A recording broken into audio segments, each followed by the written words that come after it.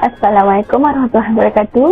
Video kali ini ialah tentang pembentangan perancangan perniagaan bagi kumpulan 3. Dan terlebih dahulu, saya ingin memperkenalkan diri saya sebelum memulakan pembentangan ini.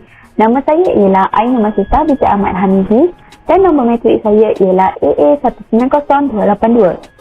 Wakil pembentangan pada kali ini bagi kumpulan 3 ialah seramai 4 orang termasuk diri saya sendiri. Ahli-ahli lain yang terlibat ialah Alia Nazira Sheikh Yusof, yang kedua ialah Fatin Nabila binti Muhammad Zamri dan yang terakhir ialah Nurul Hajika binti Zulkairin. Baiklah, saya akan mulakan pembentangan dengan bahagian yang pertama iaitu pengenalan. Di dalam topik ini terdapat beberapa intipati lain yang telah dipecahkan untuk dibentangkan di dalam rancangan perniagaan ini. Sebelum saya membentangkan berkaitan organisasi syarikat, saya akan membentangkan serba sedikit terlebih dahulu berkaitan dengan pengenalan perniagaan. Perniagaan syarikat ini merupakan perniagaan yang berasaskan penjualan beraneka jenis makanan yang berkhasiat. Perniagaan ini pada mulanya telah diusahakan secara tunggal oleh Cik Ubi Khalilah binti Abu Bakar dengan bermula secara kecil-kecilan di premis kecil yang bertempat di negeri Johor Darul Takzim. Selepas beberapa tahun, syarikat ini telah mula berkembang menjadi satu perniagaan secara syarikat sendirian berhad. Seterusnya, saya akan membentangkan secara ringkas pengenalan organisasi syarikat Fit Food sendirian berhad ini. Organisasi syarikat ini akan dibentangkan dengan lebih mendalam di bawah topik rancangan pentadbiran nanti oleh ahli kumpulan seterusnya iaitu Cik Fatin Nabila binti Muhammad Zamri. Organisasi sebuah syarikat sebenarnya berkait dengan jawatan yang diberikan kepada para pekerja dan bagaimana mereka hendak menjalankan tanggungjawab di dalam organisasi tersebut. Pada awalnya, syarikat kami tidaklah mempunyai terlalu ramai para pekerja dan kebanyakannya terdiri daripada penduduk tempatan yang tinggal berdekatan dengan lokasi kerja. Tetapi disebabkan oleh permintaan yang agak tinggi daripada para pelanggan kami, pada awal tahun 2021, pemilik syarikat kami telah meningkatkan jumlah para pekerja di syarikat kami. Bagi saya, di dalam sebuah syarikat, organisasi syarikat itu sememangnya amat penting dan justru itu pemilik syarikat kami juga telah memutuskan 9 jawatan penting yang dipertanggungjawabkan kepada para pekerja di dalam organisasi syarikat ini. Jawatan yang telah diputuskan itu termasuk juga dengan jawatan pengurus besar yang telah disandang oleh pemilik syarikat kami sendiri. Jawatan pengurus besar itu telah dipegang oleh Cik Umi Khalidah dan ia merupakan jawatan yang tertinggi di dalam organisasi syarikat kami. Bagi jawatan yang kedua ialah jawatan penolong pengurus besar yang telah disandang oleh Cik Aina Masita iaitu diri saya sendiri. Tugas penolong pengurus besar ialah perlu membantu segala pekerjaan yang dilakukan oleh pengurus besar. Seterusnya ialah jawatan yang ketiga di dalam organisasi syarikat kami iaitu jawatan pengarah jualan dan pemasaran yang dipertanggungjawabkan kepada Cik Nurul Fatihah binti Syamuddin. Segala skop kerja berkaitan jualan dan pemasaran yang perlu dilakukan oleh Cik Fatihah telah dibantu oleh Cik Najwa Syazwani yang memegang jawatan pengurus pemasaran di dalam organisasi syarikat kami ini. Bagi jawatan pengurus pentadbiran dan kewangan pula, ia telah dipegang oleh Cik Fatin Nabila binti Muhammad Zamri. Dan Cik Fatin telah bekerjasama dengan Cik Alia Kamalia yang menjadi pembantu pengurusnya. Selain itu, jawatan lain di dalam organisasi kami ialah pengurus operasi dan penyelia yang telah dipertanggungjawabkan kepada Cik Nurul Jannah serta Cik Nurul Hajika dan Cik Alia Nazira. Cik Nurul Jannah telah dilantik sebagai pengurus operasi kerana dia mempunyai banyak pengalaman di antara para pekerja lain untuk menguruskan operasi di kilang. Berdasarkan organisasi syarikat ini, jawatan yang telah ditubuhkan dan dipertanggungjawabkan kepada para pekerja yang disebutkan tadi, kesemua keputusan ini telah dibuat oleh pengurus besar syarikat kami. Pengurus besar kami memilih para pekerja tersebut untuk memegang jawatan itu berdasarkan ciri-ciri yang telah dikaji olehnya dan ciri-ciri para pekerja yang menepati syarat-syaratnya. Pengurus besar juga berkata bahawa ia memilih kami kerana sifat komited di dalam diri untuk melakukan kerja. Baiklah, saya akan meneruskan pembentangan ini dengan topik profil perniagaan. Seperti mana yang telah banyak saya katakan sebelum ini, nama syarikat kami ialah Fit Food Sendirian Berhad berlokasi di alamat nombor 15 Jalan Padik Emas 4/1, Bandar Uda 81200 Johor Bahru, Johor Darul Takzim. Syarikat kami mempunyai pelbagai cara untuk dihubungi seperti dapat dihubungi melalui nombor telefon syarikat, fax dan juga dapat dihubungi melalui social media.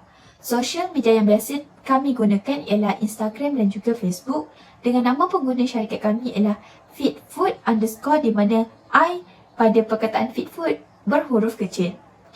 Kami mengambil langkah baru dalam mempertingkatkan cara untuk berhubung ini kerana masyarakat pada zaman kini kebanyakannya pandai menggunakan teknologi yang semakin mewah dan canggih. Di samping teknologi ini sebenarnya memudahkan kami untuk berhubung dengan para pelanggan. Kami dapat berhubung dengan para pelanggan dalam waktu yang singkat saja di mana kami tidak perlu menguruskan perjumpaan secara bersemuka. Dengan adanya cara baru ini, kami lebih dapat menjimatkan masa kami. Perkara seterusnya yang berkaitan dengan syarikat ini ialah bentuk syarikat. Bentuk syarikat ini mudah untuk diketahui seperti mana ia telah disebutkan pada nama syarikat kami, iaitu Sendirian Berhad. Syarikat Sendirian Berhad sebenarnya termaktub di bawah Akta Syarikat 1965 ataupun Akta Syarikat 2016. Pemilik syarikat kami telah memilih untuk menukarkan perniagaannya daripada Enterprise kepada Sendirian Berhad kerana syarikat Sendirian Berhad ini mempunyai banyak kelebihan. Antara kebaikan atau kelebihan yang boleh diperoleh ialah mudah untuk mendapatkan modal melalui penukaran hak milik saham. Pemegang-pemegang saham juga akan dilindungi oleh perundangan dan hayat syarikat lebih terjamin kerana syarikat tidak perlu dibubarkan sekiranya berlaku kematian atau penarikan diri salah seorang pemegang saham syarikat ini. Baiklah, kita beralih kepada jenis perniagaan syarikat pula. Jenis perniagaan syarikat kami ialah perniagaan yang berasaskan makanan berkhasiat. Idea perniagaan ini sebenarnya terhasil daripada pemilik syarikat kami tersendiri yang amat menyukai pemakanan yang berkhasiat. Syarikat ini mula ditubuhkan pada bulan November tahun 2020 dan telah didaftarkan di bawah Suruhanjaya Syarikat Malaysia iaitu SSM. Seterusnya kali ini saya akan meneruskan lagi pembentangan saya dengan membentangkan tentang latar belakang pemilik syarikat. Syarikat ini telah diusahakan dan dimiliki oleh seorang wanita yang berkejaya yang berasal dari negeri Johor. Nama pemilik syarikat kami ialah Cik Umi Khalidah binti Abu Bakar yang kini baru berusia 20 tahun. Pemilik syarikat kami merupakan seorang pelajar lepasan Diploma Sains Gunaan di Universiti Tun Hussein Malaysia. Walaupun Cik Umi Khalidah ini merupakan pelajar jurusan Sains Gunaan, akan tetapi minatnya terhadap perniagaan yang begitu mendalam, Cik Umi telah mencuburi bidang perniagaan sebelum menubuhkan syarikat ini. Antara pengalaman Cik Umi dalam perniagaan ini ialah dengan menjadi ejen produk minuman yang bernama Strawberry Shots dari tahun 2020 hingga 2021 dan dia juga pernah menjadi pembantu pengurus di bakery yang bernama Delicious Bakery di negeri Selangor pada tahun 2019 dan 2020. Cik Umi Khalidah sememangnya seorang yang sangat cekal kerana dia tetap berusaha untuk membuktikan kepada orang ramai bahawasanya minatnya yang mendalam terhadap sesuatu perkara mampu menghasilkan kejayaan seperti yang dia miliki jika kita berusaha. Seterusnya saya akan membentangkan tentang sejarah, visi dan misi syarikat ini. Seperti mana yang telah saya perkatakan sebelum ini, syarikat ini bermula sebagai perniagaan enterprise dan telah menjadi sebuah syarikat Sendirian Berhad pada tahun 2020.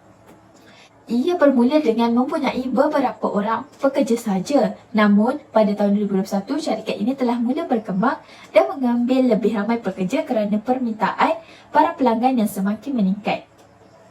Pada mulanya, perniagaan ini hanya menghasilkan produk berkhususkan bijirin sahaja. Namun yang demikian, setelah mendapat sambutan yang hangat daripada para pelanggan, produk-produk yang lain seperti cereal, granola energy bar dan biskut telah berjaya dihasilkan. Selain itu juga, perniagaan ini juga menjadikan perkhidmatan tempahan cenderamata untuk majlis-majlis keramaian disebabkan seringnya berlaku permintaan tempahan daripada para pelanggan yang sedia ada. Menurut pemilik syarikat, perniagaan ini pada mulanya tidak mendapat sambutan dan sokongan yang padu, tetapi pemilik syarikat kami tidak mahu menyerah kalah dan cuba untuk menjayakan perniagaannya bersama dengan sedikit sokongan yang telah diberikan oleh keluarganya. Kini pemilik kami telah berjaya membuktikan bahawa dia telah menubuhkan syarikat dan juga mempunyai rakan saham iaitu saya sebagai penolong pengurus besar syarikat ini. Lokasi syarikat kami juga telah dipilih berdasarkan faktor lokasi yang strategik di mana kawasan syarikat kami telah dikelilingi dengan pelbagai jenis perniagaan yang menyebabkan kawasan ini sering dikunjungi oleh orang ramai atau para pelanggan. Hal ini turut membantu perniagaan kami untuk lebih maju dari semasa ke semasa. Visi untuk syarikat ini pula ialah untuk memperkenalkan lebih banyak produk makanan berkhasiat yang berkualiti tinggi serta berdaya saing dengan baik setaraf dengan syarikat di dalam industri yang sama. Syarikat kami berpendapat bahawasanya visi ini mampu untuk dicapai dengan yakin kerana adanya bantuan teknologi yang canggih pada masa kini. Teknologi ini dapat membantu dalam aspek mempromosikan produk kami dengan lebih mudah ke serata negara. Justru itu, syarikat kami amat yakin untuk mencapai visi tersebut. Seterusnya ialah misi syarikat Fit Food Sedia Berhad ini. Misi syarikat ini ialah menyediakan perkhidmatan yang berkualiti, pantas dan fleksibel bagi mencapai tahap kepuasan pengguna tanpa mengira usia. Syarikat ini sememangnya berusaha untuk mencapai misi ini disebabkan oleh para pelanggan yang sedia ada yang terdiri daripada pelbagai jenis peringkat umur. Oleh itu, demi memuaskan seluruh kepuasan para pelanggan kami, syarikat kami terus mencari jalan untuk menjayakan misi ini. Seterusnya, saya akan membentangkan tentang sejarah, visi dan misi syarikat ini. Seperti mana yang telah saya perkatakan sebelum ini, syarikat ini bermula sebagai perniagaan enterprise dan telah menjadi sebuah syarikat Sedia Berhad pada tahun 2020. Ia bermula dengan mempunyai beberapa orang pekerja sahaja. Namun, pada tahun 2021, syarikat ini telah mula berkembang dan mengambil lebih ramai pekerja kerana permintaan para pelanggan yang semakin meningkat. Pada mulanya, perniagaan ini hanya menghasilkan produk berkhususkan bijirin sahaja. Namun yang demikian, setelah mendapat sambutan yang hangat daripada para pelanggan, produk-produk yang lain seperti cereal, granola energy bar dan biskut telah berjaya dihasilkan. Selain itu juga, perniagaan ini juga menjadikan perkhidmatan tempahan cenderamata untuk majlis-majlis keramaian disebabkan seringnya berlaku permintaan tempahan daripada para pelanggan yang sedia ada. Menurut pemilik syarikat, perniagaan ini pada mulanya tidak mendapat sambutan dan sokongan yang padu, tetapi pemilik syarikat kami tidak mahu menyerah kalah dan cuba untuk menjayakan perniagaannya bersama dengan sedikit sokongan yang telah diberikan oleh keluarganya. Kini pemilik kami telah berjaya membuktikan bahawa dia telah menubuhkan syarikat dan juga mempunyai rakan saham iaitu saya sebagai penolong pengurus besar syarikat ini. Lokasi syarikat kami juga telah dipilih berdasarkan faktor lokasi yang strategik di mana kawasan syarikat kami telah dikelilingi dengan pelbagai jenis perniagaan yang menyebabkan kawasan ini sering dikunjungi oleh orang ramai atau para pelanggan. Hal ini turut membantu perniagaan kami untuk lebih maju dari semasa ke semasa.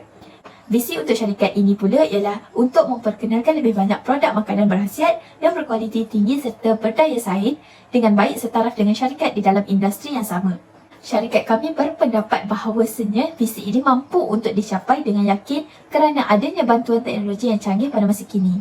Teknologi ini dapat membantu dalam aspek mempromosikan produk kami dengan lebih mudah ke serata negara.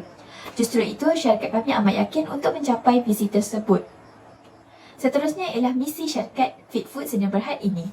Misi syarikat ini ialah menyediakan perkhidmatan yang berkualiti, pantas dan fleksibel bagi mencapai tahap kepuasan pengguna tanpa mengira usia. Syarikat ini sememangnya berusaha untuk mencapai misi ini disebabkan oleh para pelanggan yang sedia ada yang terdiri daripada pelbagai jenis peringkat umur. Oleh itu, demi memuaskan seluruh kepuasan para pelanggan kami, syarikat kami terus mencari jalan untuk menjayakan misi ini. Assalamualaikum dan selamat sejahtera. Nama saya Ala Nazira Cik Jusof. Untuk bahagian saya akan menerangkan tentang skop perniagaan di mana saya akan menjelaskan tentang produk dan perkhidmatan yang ditawarkan dan juga kelebihan produk dan perkhidmatan yang tersedia. Saya akan memulakan dengan menjelaskan tentang produk yang ditawarkan. Seperti yang anda lihat pada pembungkusan produk kami, di mana kami menggabungkan pelbagai idea untuk menghasilkan wajah produk yang mampu membezakan antara produk kami dengan produk yang lain. Serta kami memberikan warna pembungkus yang sesuai dengan penghasilan produk. Malah, kami juga memastikan wajah produk kami mampu menarik perhatian pelanggan kerana pembungkusan sesuatu produk yang menarik boleh dijadikan sebagai alat pemasaran untuk membantu mengembangkan sesebuah perniagaan. Seterusnya, produk ini diperbuat daripada bahan-bahan bernutrisi seperti bijirin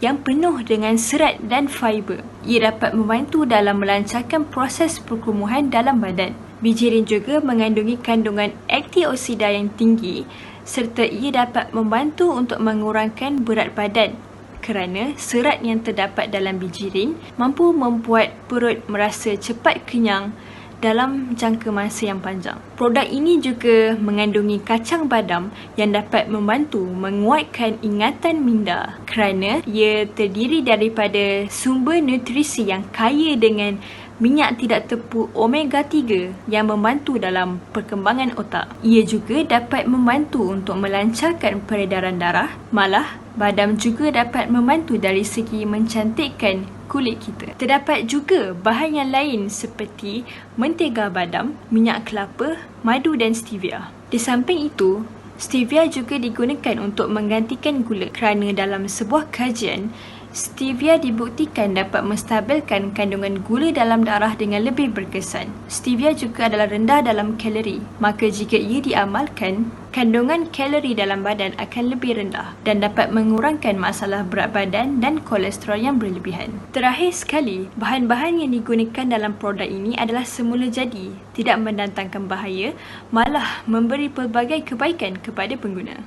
Bagi perkhidmatan yang ditawarkan pula, kilang yang memproses produk ini telah mendapat pengiktirafan dan memiliki status Good Manufacturing Practice ataupun dalam istilah Melayu adalah Amalan Perkilangan Baik.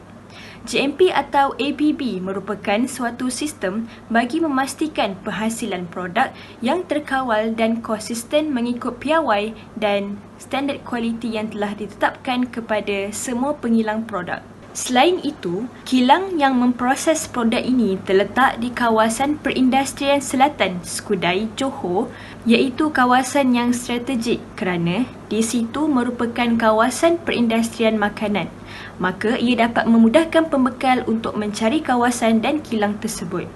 Seterusnya, harga yang ditawarkan untuk satu granola energy bar adalah hanya RM4 dan ia dikatakan sangat berpatutan. Kenapa ia dikatakan begitu? Kerana semua kandungan yang terdapat dalam produk ini semuanya adalah berkhasiat. Dan yang terakhir sekali, kami menggunakan mesin yang berkualiti tinggi untuk memproses produk ini demi memastikan kebersihan dapat dijaga dan memudahkan proses penghasilan produk. Seterusnya, saya akan menceritakan tentang kelebihan produk. Produk ini memiliki pasaran yang besar kerana ia sangat digemari oleh setiap lapisan umur, tidak kira yang muda maupun yang tua. Tidak dinafikan juga bahawa produk ini adalah lazat dan amat berkhasiat. Produk ini juga mempromosikan gaya hidup yang lebih sihat kerana ia dapat membantu golongan yang sibuk bekerja supaya mereka tidak tertinggal pengambilan sarapan pagi. Kita juga tahu betapa pentingnya sarapan pagi bagi membekalkan tenaga kepada badan untuk memulakan kegiatan seharian. Dan dengan kehendak masyarakat sekarang yang ingin mengamalkan gaya hidup yang lebih sihat, produk ini mampu menembusi pasaran yang lebih besar. Bagi kelebihan perkhidmatan pula, perniagaan ini memang mengutamakan penghasilan produk yang dapat membantu mereka yang sibuk bekerja. Strategi pemasaran yang baik juga dapat dilihat apabila perniagaan ini mengetahui sasaran dan pasaran sasaran yang ditujukan. Selain itu, perniagaan ini telah menghasilkan produk yang berkualiti dan menawarkan pelbagai promosi yang menarik. Lebih-lebih lagi, tidak dilupakan juga perniagaan ini memberi khidmat kepada masyarakat kerana sebahagian daripada untung perniagaan akan disalurkan kepada golongan yang kurang berkemampuan.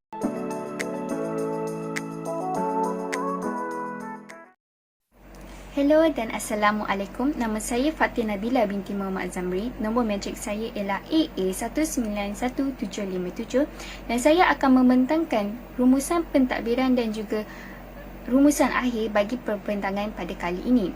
Di sini ialah syartar organisasi bagi kaki tangan utama untuk Fit Food Sdn Bhd. Di sini kita ada pengurus besar iaitu Umi Khalidah binti Abu Bakar.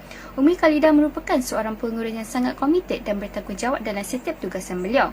Antara tugasan beliau ialah mengawasi semua operasi harian dari setiap unit termasuk kilang operasi dan pejabat. Beliau juga melaksanakan strategi yang dirancang untuk mengembangkan perniagaan, menyokong penyelesaian masalah dan membuat keputusan dan juga memantau dan mengawal perbelanjaan dan belanjawan. Di bawah Umi Khalidah iaitu penolong pengurus besar Ainur Mashita binti Ahmad Hamizi. Ainur Mashita perlu berkomited dalam membantu segala pekerjaan yang dilakukan oleh pengurus besar. Ini adalah antara tugasan yang perlu dilakukan oleh Ainur Mashita iaitu menyelaras kerja setiap unit operasi dan bahagian lain mengikut arahan pengurus besar. Beliau juga perlu mengurus setiap pekerja dan memantau setiap hasil produk makanan yang dihasilkan dan juga menyediakan semua bahan input dan maklum balas kepada pengurus besar iaitu Umi untuk meningkatkan hasil jualan produk. Jawatan yang seterusnya ialah pengarah jualan dan pemasaran. Jawatan ini dipegang oleh Nurul Fatihah binti Hishamuddin. Nurul Fatihah ialah seorang yang bertanggungjawab dalam memimpin pengurusnya untuk menguruskan hal ehwal berkaitan dengan jualan dan pemasaran.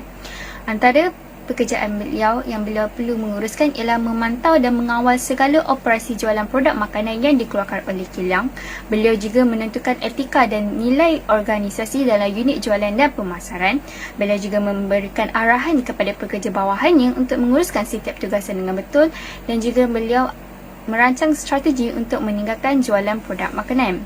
Di bawah Nurul Fatihah binti Hishamuddin ialah Najwa Syazwani binti Nur Azan yang memegang jawatan pengurus pemasaran. Najwa Syazwani ialah seorang yang sangat bijak merancang dalam merangka objektif pemasaran yang berkesan untuk hasilkan jualan yang berkesan. Antara kerja yang perlu beliau lakukan ialah beliau menjadi penggerak kepada usaha untuk memasarkan produk makanan yang dihasilkan oleh kilang. Beliau juga mengkaji setiap aspek yang diambil dalam mengeluarkan produk makanan agar dapat mencapai cita rasa pengguna.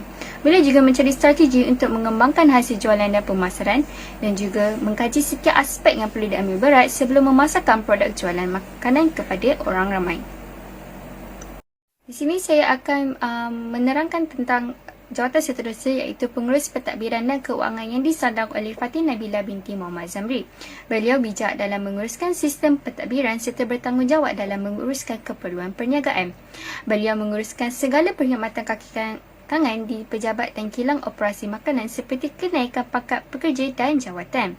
Seterusnya ialah menguruskan permohonan tempahan produk makanan adalah salah satu di bawah tugasan yang beliau perlu lakukan. Menguruskan segala berkaitan dengan kewangan termasuk pengurusan pembelanjaan setiap unit operasi. Beliau juga menguruskan segala pembayaran kepada waran peruntukan dan juga lain-lain. Dan akhir sekali, beliau menguruskan setiap struktur aset seperti mesin dan pembuatan makanan. Di bawah Fatin Nabila, iaitu Alia Kamalia binti Muhammad Qadim yang memegang jawatan sebagai pembantu pengurus. Alia Kamalia sentiasa melakukan tugasannya dengan hemah. Antara tugasan beliau ialah membantu Fatin dalam menguruskan hal-hal berkaitan kewangan dan pentadbiran dari setiap aspek seperti pengurusan tempahan, pembayaran, peruntukan dan pembangunan aset. Beliau juga membantu menyediakan laporan pembelanjaan tahunan dan bulanan dan juga membantu dalam menyediakan perancangan kewangan yang berasaskan keperluan dalam perniagaan. Seterusnya ialah pengurus operasi yang dipegang oleh Nurul Jannah binti Mat Saleh. Jannah adalah seorang yang berpengalaman dalam menguruskan setiap operasi yang ada di kilang. Beliau antara skop kerja beliau ialah beliau bertanggungjawab dalam mereka bentuk produk yang akan dijual. Beliau juga menguruskan setiap operasi harian yang berlaku di kilang seperti menguruskan proses pengeluaran, penghantaran dan pengedaran produk. Beliau juga perlu mengetahui setiap mesin dan teknologi yang perlu digunakan untuk proses pembuatan makanan, merancang dan membantu pekerja-pekerja dalam melaksanakan proses pembuatan makanan agar terurus dan teratur dan akhir sekali beliau perlulah memantau prestasi kualiti R&D. Akhir sekali iaitu penyelia iaitu Ali Nazira Cik Yusof dan juga Nurul Hazika binti Zulkhairin. Antara kerja yang perlu diorang lakukan ialah memesan segala tempahan bekalan untuk membuat produk makanan, menguruskan inventory dan juga mengawal proses pembuatan makanan di kawasan operasi untuk memastikan kualiti makanan, kebersihan dan standard perkhidmatan dikekalkan. Seterusnya saya akan menerangkan tentang imbuhan bala jasa dan juga insentif pekerja. Apakah itu imbuhan bala jasa? Imbuhan bala jasa adalah antara salah satu kebajikan yang perlu dijaga oleh setiap syarikat untuk menjaga hal kebajikan para pekerja. Seperti contoh adalah gaji, bonus, insurans mereka, KWSP per keso adalah salah satu imbuhan bala jasa yang perlu dijaga dan dititik beratkan untuk menjaga hal kebajikan pekerja mereka. Di sini adalah senarai bagi setiap kaki tangan dan juga jawatan-jawatan yang ada di Fit Food Sdn Bhd dan juga nilai peratus dan juga nilai amount yang mereka dapat bagi setiap jawatan kaki tangan tersebut. Di sini anda dapat lihat bagi setiap kaki tangan tinggi yang terdapat di Fit Food Sdn Bhd bagi setiap gaji mereka per keso KWSP bagi setiap bulan. Kita dapat lihat jumlah bagi gaji mereka untuk setiap bulan bagi setiap kaki tangan tinggi adalah RM15,000 dan juga nilai-nilai KWSP dan perkeso yang dapat oleh setiap kaki tangan.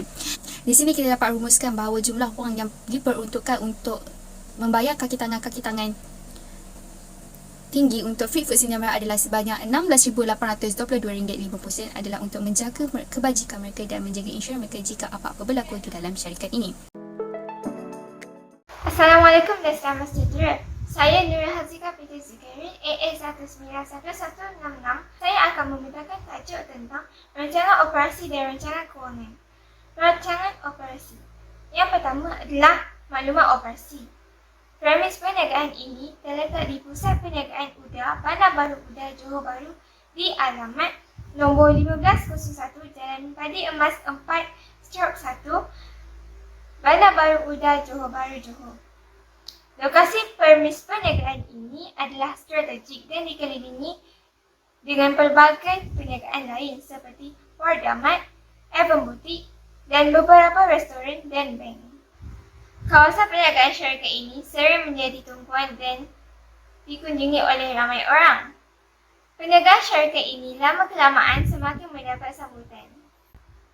Seterusnya, bentuk binaan premis perniagaan ini adalah kedai pejabat teres 2 tingkat lot unit hujung dengan keluasan 1,800 kaki persegi. Pemilikan premis ini adalah sewa dengan tempoh sewaan selama 5 tahun. Nilai sewaan bagi sebulan adalah RM5,000. Kemudahan asas yang terdapat di premis perniagaan ini adalah bekalan elektrik, air dan telekomunikasi seperti telefon dan vaksin bilik. Ruang premis ini adalah luas dan selesa. Terdapat tandas, surau dan juga pantry. Beberapa masjid, sekolah, kolej dan kilang juga terdapat di kawasan sekeliling. Seterusnya, carta alih operasi iaitu proses penghasilan produk. Mula-mula, bahan kering seperti badam dadu, oat, cranberry kering, cik coklat dan buah campuran kering dicampurkan mengikut sukatan yang sesuai terlebih dahulu menggunakan mesin. Di dalam mesin granula bawforma, minyak jagung, madu, mentega, kacang dan gula stevia dipanaskan sehingga semua bahan basah ini sebati. Setelah itu, bahan kering yang dicampurkan tadi dimasukkan ke dalam bahan basah. Kemudian, digaul sebati sebelum dimasukkan ke dalam mesin serial bar molding untuk proses pembentukan 12 gram granola bar. Granola bar disejukkan ke dalam peti ais selama 2 hingga 3 jam. Akhir sekali, granola bar dipaket menggunakan mesin packaging. Seterusnya adalah susun atau ruang operasi.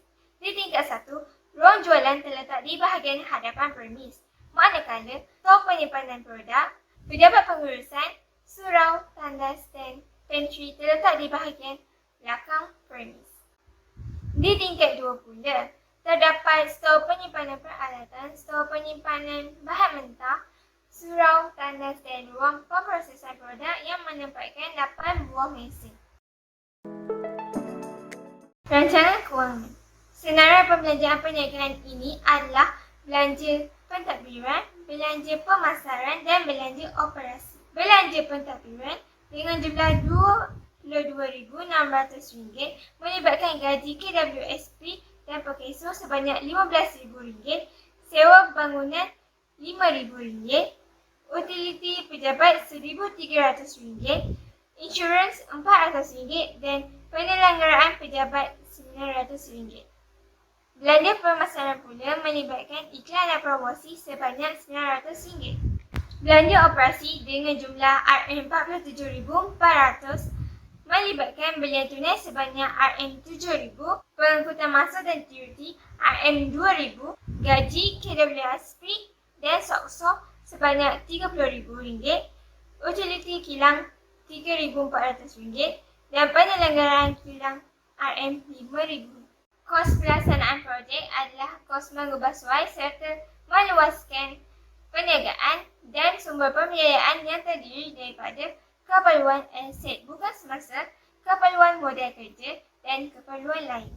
Kos bagi keperluan aset bukan semasa adalah RM3,500 bagi kelengkapan pejabat, RM40,000 bagi kenderaan pengangkutan iaitu lori, RM5,000 bagi perabot, RM50,000 bagi mesin dan peralatan iaitu setiap 2 unit bagi mini gondola bar forma, serial bar multi-machine, protein bar machine dan packaging machine. Kos bagi keperluan modal kerja pula adalah RM2,500 bagi belanja pemasaran, RM22,600 bagi belanja pentadbiran dan RM47,400 bagi belanja operasi. Kos bagi keperluan lain adalah deposit RM10,000, pendaftaran dan lesen RM4,000, insurans dan cukai jalan kenderaan RM2,400, penyelenggaraan kilang RM5,000, pelbagai belanja RM1,800 dan RM20,000 bagi belanja luar jangka iaitu dengan kadar 10%. Kos yang disediakan adalah bagi tempoh 1 bulan dengan jumlah sebanyak RM215,700. Itu sahaja daripada saya. Dan saya akan meneruskan pembentangan berkaitan dengan BMC. BMC iaitu Business Model Canvas yang mempunyai 9 elemen penting di dalamnya adalah untuk menerangkan dengan lebih mendalam sesuatu perniagaan yang dijalankan secara berstruktur.